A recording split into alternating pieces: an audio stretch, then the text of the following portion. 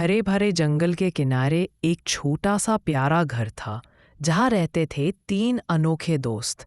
एक नटखट चूहा टिंकू, एक चालाक बिल्ली रानी और एक समझदार तोता मुनिया। टिंकू बहुत छोटा था लेकिन बेहद शरारती भी।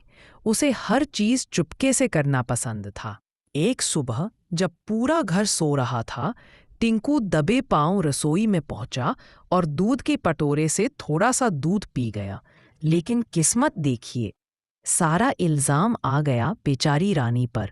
रानी को बहुत बुरा लगा। उसकी आंखों में गुस्सा और बेबसी दोनों थे। डर के मारे टिंकू भागा भागा कुछ और ही मंजूर था।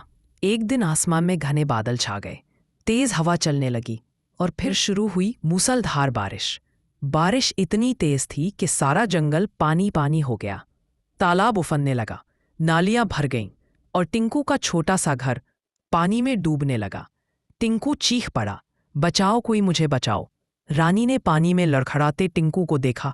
एक पल के लिए उसका दिल डगमगाया, लेकिन अगले ही पल उसने बिना सोचे समझे अपनी लंबी पूंछ आगे बढ़ा दी। टिंकू ने पूछ कि सच्ची दोस्ती क्या होती है। इसी बीच जंगल में एक खतरनाक नई बिल्ली कालिया आ जाती है जो सबको डराने लगती है। टिंकू घबरा जाता है, रानी भी कमजोर महसूस करती है, लेकिन मुनिया कहता है अगर हम तीनों साथ हैं तो कोई हमें हरा नहीं सकता। तीनों मिलकर एक चाल चलते हैं। टिंकू रास्ता दिखाता है, रानी तेजी से दौड़ती है और मुनिया ऊपर से संकेत देता है। कालिया अपनी ही चाल में फंस जाती है और जंगल छोड़कर भाग जाती है।